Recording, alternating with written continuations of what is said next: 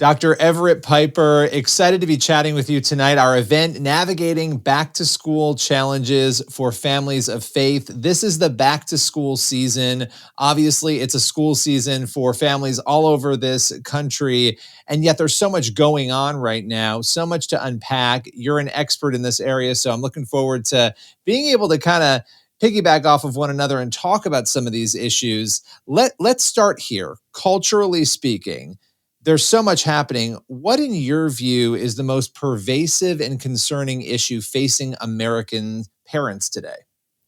Well, I think the issue is, how are we going to train up our children in the way they should go so that when they are old, they will not depart? I think that's the obligation of Christian parents. Of course, I would argue it's the obligation of every parent. Your foremost obligation as a mom or a dad is to teach your son or daughter how to be a decent human being, how to be a good citizen.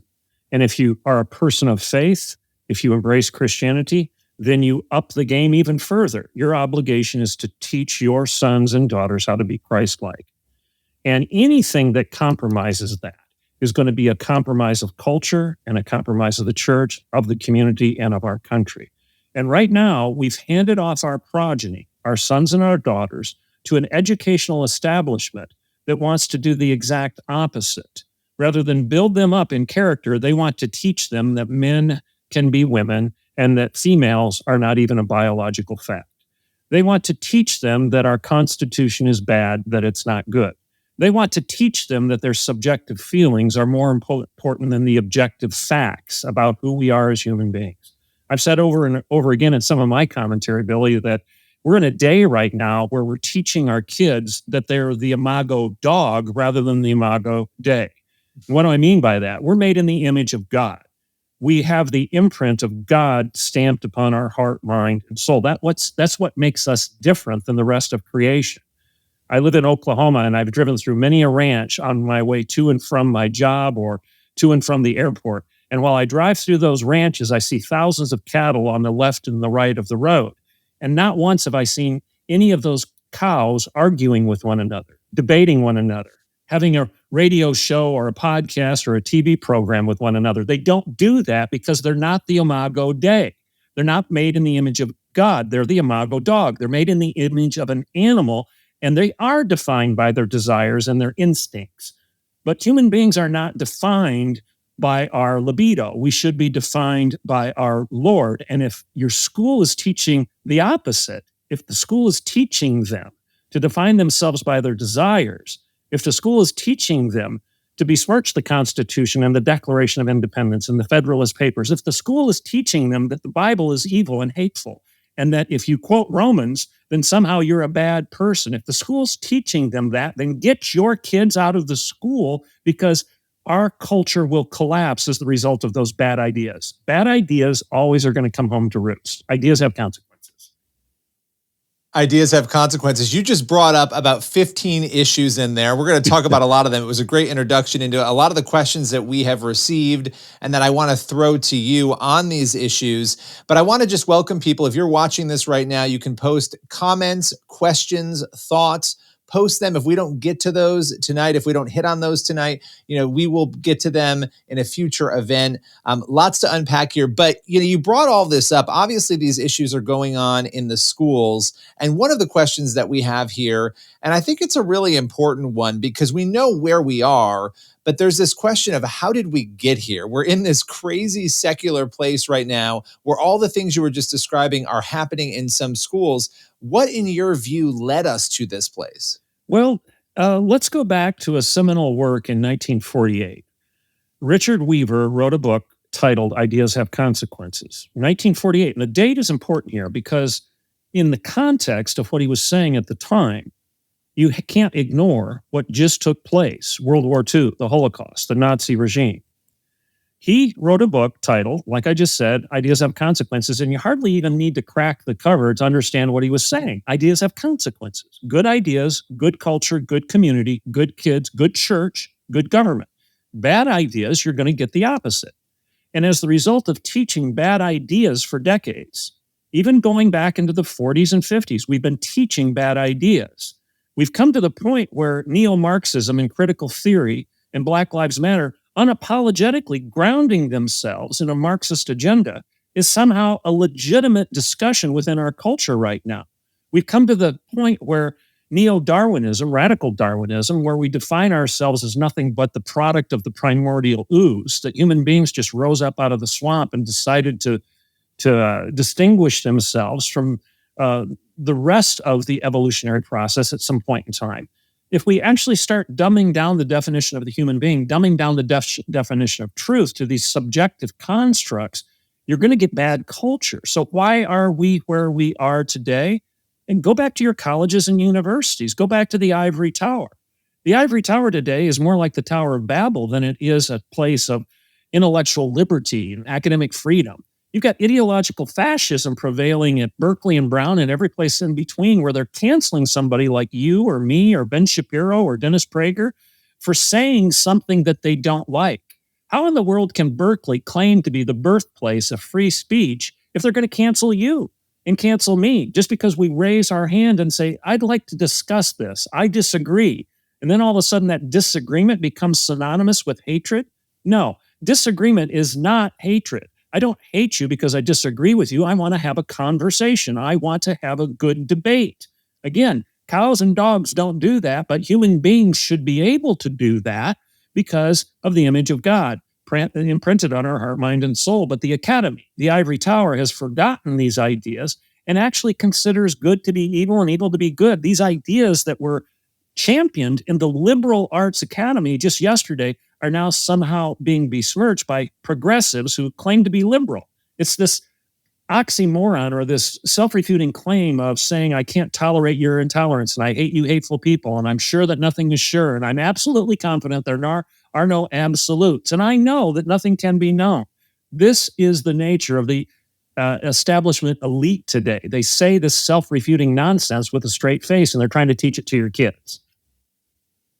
Well, and I would imagine there are parents, grandparents watching this right now, and everything you just said is so true. You look at these issues, you look at how culture, I mean, I remember when I was a kid, evolution was the thing that everybody was fighting about in public schools, right? It was the fact that schools were only teaching evolution. That was the biggest battle that was unfolding at that time. We obviously have bigger battles now, but you look at the statistics and the numbers, and you know these stats and numbers showing that young people are overwhelmingly depressed, overwhelmingly disconnected, feeling like they don't matter. And you have to ask yourself, what is the connection between a culture that has not only for decades taught only evolution, that we're all an accident, essentially, right? That just came out of nowhere. But now we're mixing in this emotive sort of anything you think or feel, that is what matters. That is the only truth you can ever know. These two things have come together and it's this combustible situation with young people. What would you say to the parents and the grandparents watching right now or listening right now who are trying to figure out, how do we speak into that to heal or fix that? Because those two lies are so pervasive right now.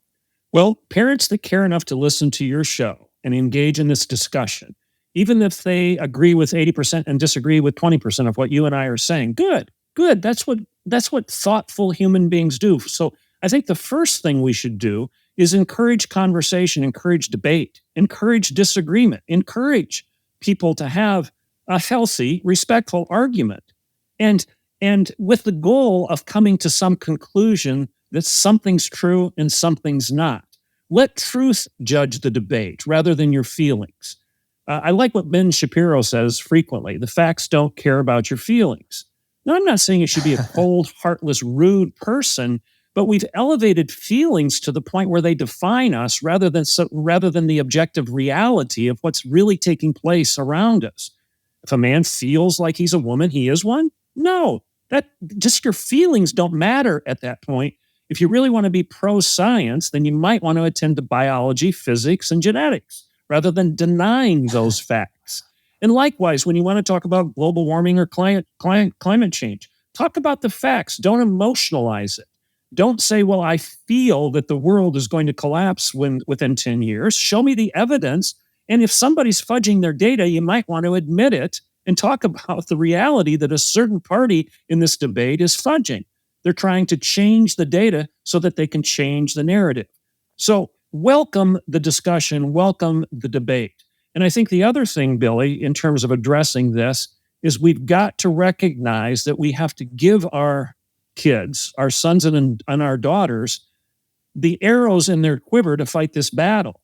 You can't expect them to succeed in the market square of ideas if you're not teaching them the basics of a biblical worldview. Christian apologetics, how to define the faith, defend the faith that lies within. We have to teach them how to do that. And there are good places where you can send your kids to learn those methods, those tools to put those arrows in their quiver. Summit Ministries out in Colorado Springs is an excellent way to get your kids to understand why the biblical worldview and a Christian worldview, why Christianity is defensible and rational and real and a better idea than the opposing ideas. Worldview Academy is another great place where we can teach 14 to 17-year-old kids these basics of understanding why our faith can be defended robustly with confidence and with courage. Yeah. And, one of the things, and I love all of those organizations and institutions you just mentioned, because that is a key, and we'll come back to biblical worldview in a little bit. But when we look at higher education, and you obviously know this better than anyone, you have been in higher education leader, and you've seen what has gone on in our colleges. Whether you are homeschooling your kid right now, whether they're in public school, private school, it doesn't matter. If the goal for that child is at some point, and maybe this isn't the goal for everyone, but at some point to go to college, there is a fear, and there may even be people right now dealing with grandkids or kids that are in college. There's a fear over the culture of college. You mentioned some of the free speech issues that are going on there. What is most alarming to you when it comes to, and I know, again, lots of different types of colleges in this country and universities, but when it comes to higher education, what most concerns you at our current juncture? The abandonment of truth. Truth should be the only objective of the academy. You shall know the truth, and the truth shall set you free. The very words of Christ. There was a time where those words were emblazoned above the library door at institution after institution, from Europe to America and every place within the higher educational establishment. Honored those words. You shall know the truth, and the truth shall set you free. That was the goal of getting an education. Let me use this as an analogy. I was the president of Oklahoma Wesleyan University for nearly 20 years. I conducted probably well over 40 different commencement ceremonies. So I was the I was the top official. I officiated. I led dozens of commencement ceremonies, and I spoke at many of them. Not once did my commencement address ever say to the graduating seniors, "Congratulations, you've got an opinion. You're going to march forward here in 5 minutes, and you're going to get your diploma. You're going to march across the stage. I'm going to reach out and shake your hand and say, 'Congratulations, you majored in opinions. Here's your degree.'" That's absurd. That's absurd. That's crazy talk. And I actually did give one commencement address where I brought that up, and I said, "You're getting a diploma today in opinions." You could hear a pin drop in the audience. They didn't know what this guy was talking about. And then I looked them in the eye while their parents and grandparents were there in the audience. And I said, "What I just said about opinions, that you're getting a diploma in opinions, that you majored in opinions, good for you. After 5 years, 6 years, 7 years of study at this academy, you've got nothing but a degree in opinions? Great." That's absurd, I said. That's crazy. That's an insult to everything you've done. It's an insult to your intellect and to the rigor of the academy. And I said, what's more? Opinions are always dangerous. Pol Pot and Mao and Robespierre and Chavez and Mussolini and Hitler all had opinions, and it led to bondage and slavery and death, because opinions always lead in a bad direction. Only truth will set you free. So as you're looking at a college or university as an option for your kids, I think the very first thing you should do is ask the president, ask the dean of the School of Religion, ask the dean of the School of Business or Natural Science. Ask them, what's your view on truth? And if they give you any answer that other than truth is an objective reality, it's a revelation of God, it is a fact. If they give you any answer other than that, if they say something about subjective postmodern constructs and we try to honor all of the various different views of culture, and there are many paths up the mountain and we all end up at the same summit, run the other direction, because it's nonsense. You're wasting your money. Find that one university that's willing to look you in the eye and say, we pursue the truth. We could care less what your son or daughter's opinion is. Yeah, well, and it's about being persistent in truth and making sure that as parents, as grandparents, that we are looking to make sure that where our kids are going and our grandkids are going, they are solid locations, that we're on top of it. I think a lot of people, they get busy, they phone it in, they have good intentions, but every single thing we take in, I mean, scripture tells us this, anything you're taking in, it transforms who you are in some way, it impacts who you are. And so education is at the core, right, of who these kids become, because it's what they're taking in and learning. And, again, if you're watching this, listening to this, post comments, questions. We want to hear from you. I want to read a couple of other questions. This particular question has to do with guiding our young people, and it has to do with the separation of church and state. It says, we often hear people say the separation of church and state is a barrier in our schools. We recently saw the case of a football coach, Joe Kennedy. He went all the way to the Supreme Court for praying at the 50-yard line. What do we need to know about the separation of church and state, and how can we as parents, and this is a great question, educate our kids to respect the Constitution while also living out their First Amendment rights, particularly in the public school arena? Well, first of all, and everybody should know this, but I'm going to repeat the obvious. The separation of church and state is not referenced in our Constitution. It is referenced in a letter that I believe it was 1802, maybe 1807, can't remember for sure, where Thomas Jefferson sent a letter to the Danbury Baptists. Why? Because a Baptist church in Danbury, Connecticut was nervous about the government intruding into the business of the church. I'll say that again, the government intruding into the business of the church. Thomas Jefferson responded to this group of Baptists and said, don't worry about it. There's this wall separating you from the state, and that wall protects you from them intruding into your business. That wall, as Jefferson described it, was built for a reason, to keep the government out of the church's business, not to keep the church out of the government's business. There is a wall of separation between church and state, and it has a door in it.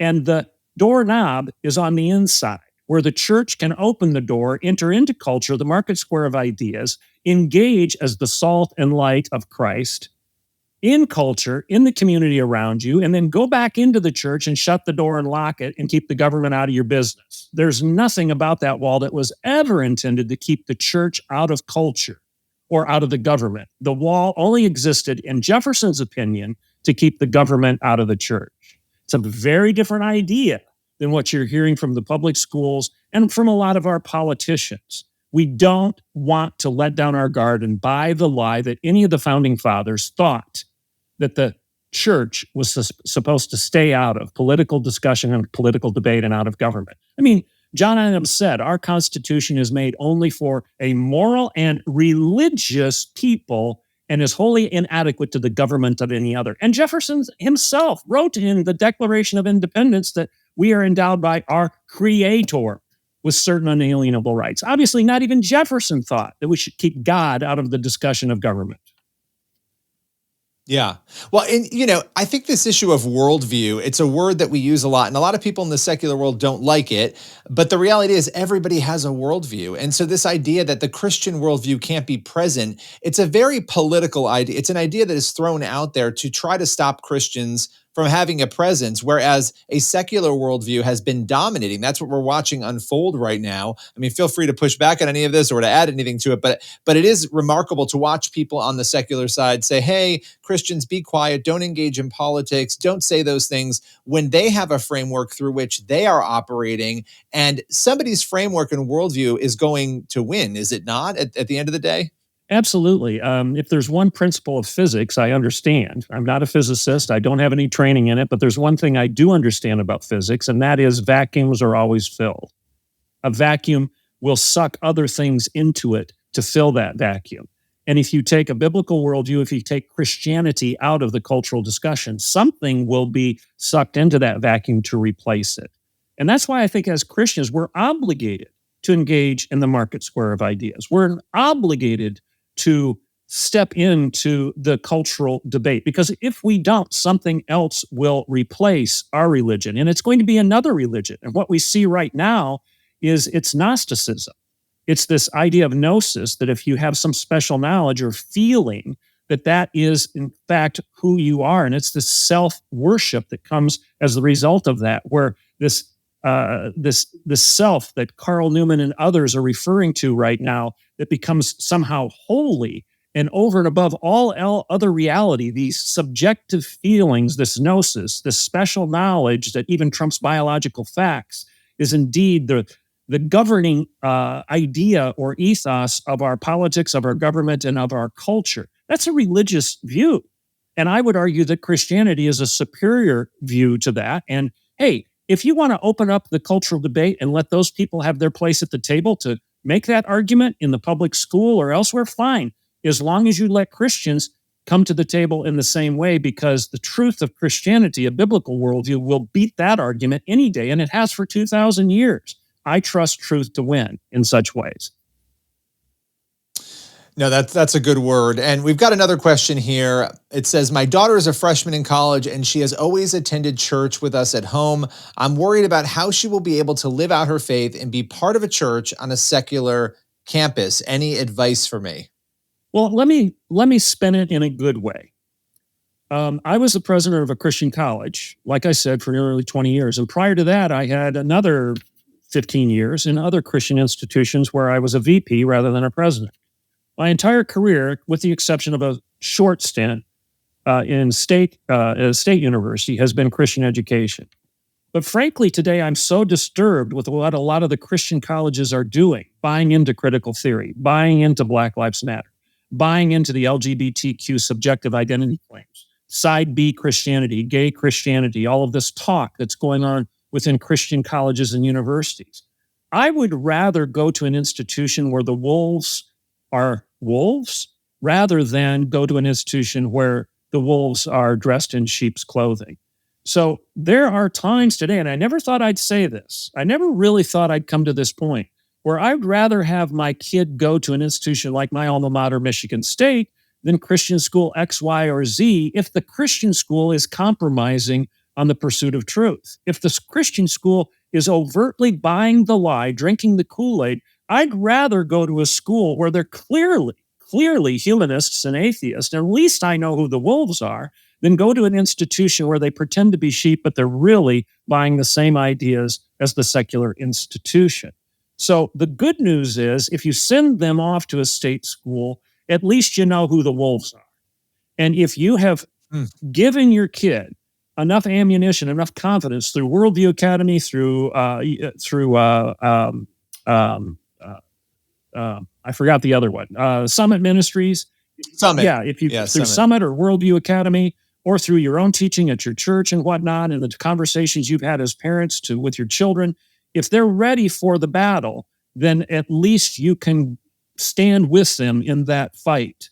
But the problem is, about 70% of your kids are going to go to a state school and come home by Thanksgiving and say they've abandoned their faith. So you really need to be careful in selecting an institution. And there are a few Christian institutions out there that are still faithful and true. Yeah, and that's the thing, the discernment in what you choose, whether it's college, whether it's elementary school, whether it's middle school, high school, that's a huge issue. And really everything you said, I think, applies to all of those others as well. You know, and you hit on something really important there. Again, this word worldview, one of the questions that we have in light of our last response there, what's the single most important thing a parent can do to foster a biblical worldview in kids? And I think the context of this question is the day-to-day, right? We can send them to Summit, we can do these bigger things that we should do, but what is the day-to-day thing or things that Christian parents need to be doing to prepare them for what you just described? To live boldly as a parent in a culture. Engage the culture. Show your sons and daughters that you're not afraid of engaging, that you can have the conversation with people that don't believe yourself. Here's an example. I was invited during my not a daycare moments where a lot of people wanted me to be on their shows, from Fox and Friends to Fox Business Channel to O'Reilly Factor and whatnot. I was invited to go on a couple shows where the hosts were clearly not Christians. I went on the Adam Carolla show. Adam Carolla is not a Christian. He's an atheist. He's got very crass, raw humor. I don't appreciate it. I don't listen to his show. But I was invited to go on that show, and I said, yes, I'll come on. No, I'd like to know the rules. Is this an adversarial interview or is this a friendly interview? So I got the rules and I went on the show. And for a half hour, I said to Adam Carolla exactly what I'm saying to you. I said, Mr. Carolla, C.S. Lewis told us that if you have no measuring rod outside of those things being measured, you can do no measuring. We have to have a measuring rod, Mr. Carolla, if we're going to have a good debate on what's right and what's wrong. And I said, see, G.K. Chesterton told us that if you get rid of the big laws of God, Mr. Carolla, you're not going to get liberty. You're going to get thousands of little laws that rush in to fill the vacuum. A biblical worldview gives us those big laws, and we get more liberty rather than less at the end of the day. After a half hour of talking that way to Adam Carolla, who boldly says he's an atheist, he looked at me as we were concluding and said, thank you, Dr. Piper. What the world needs today is more of that wisdom. So model this confidence, model courage, grow a spine as a parent, as a mom and a dad, and let your kids see it. Let them see that you're willing to talk to Mr. Carolla, that you're willing to go on the Dave Rubin show as I did. Dave Rubin doesn't agree with my sexual morality, but I said the exact same things to him that I said to Mr. Carolla. And you know what Dave Rubin said while we were concluding the program? Quote, if more presidents said what you just said, we'd be a freer, braver, and wiser nation. The biblical worldview is tight. It makes sense. And even those who haven't bought into it yet understand the logic and the reason, the compassion, the courage, the confidence that it brings to the table. Even Carolla and Rubin understood that we'd have more freedom at the end of the day rather than less if we honored a biblical worldview.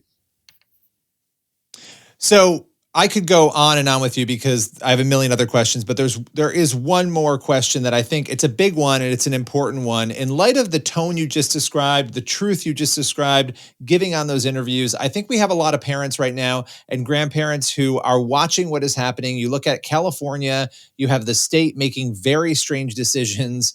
You have legal battles unfolding where teachers are saying, you know what, I'm not going to lie to parents about the gender identity of students. I'm not going to do what the school's asking me to do and conceal this truth. You have parents who are concerned in those communities about what is going on, and you have the students there.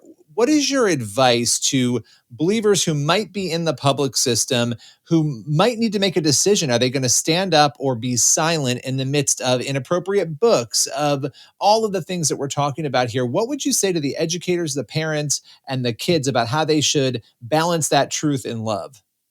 Well, I would argue you have no option but to respond to these things. If you're silent in the face of a lie, at some point in time, you become complicit in the lie. In fact, it may be a spurious quote. I've heard he said it, maybe he didn't say it, but it's a great quote, and that's Dietrich Bonhoeffer. Not to speak is to speak. Not to act is to act. Silence in the face of evil is evil itself. God will not hold us guiltless. That's a great quote. We are obligated to speak. We are obligated to act. And if we remain silent in the face of evil, and surely lying about the definition of women, telling women they don't exist, that they're nothing but a fantasy, a social construct, you're not real. You as a female are not a fact. You're a fabrication. That is evil. That's a lie. And to play into those types of lies, telling people to judge people by the color of their skin rather than the content of their character, like critical theory tells us to do, that's a lie. To buy into those lies and to not confront them is not loving. In fact, it's hateful to remain silent in the face of those evils, in the face of that deception. Not to speak is to speak, not to act is to act. Silence in the face of this nonsense is evil itself. God will not hold us guiltless. Yes, I may be a little bit more aggressive than I should at times. Maybe sometimes I need to tone it down a little bit in terms of delivery, but better to be courageous and run into the face of the storm rather than to be a coward and run the other way. Well, that is a good place for us to close this out. Dr. E, appreciate your time today. Thank you for having me on, Billy. I appreciate it. Everyone else, if you're watching this again, post comments, post questions. We are going to be doing this again in about a month. We're going to be talking about another issue, which it came up a number of times, and it's worldview. We're going to be digging deeper into worldview, why it matters, how to shape it. And if you want more content, you head over to highergroundnews.com, the Washington Times Higher Ground. Appreciate your time tonight.